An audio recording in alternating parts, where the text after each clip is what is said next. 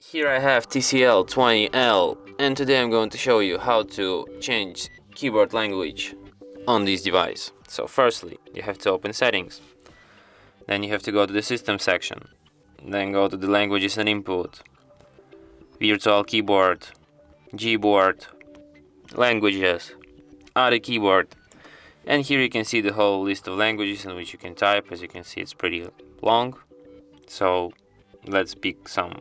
For example, maybe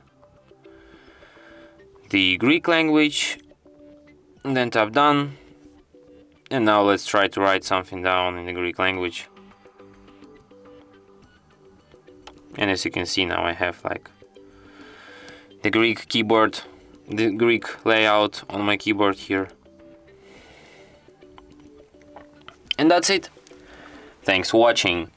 If you find this tutorial useful, don't forget to hit that like button and subscribe to our channel.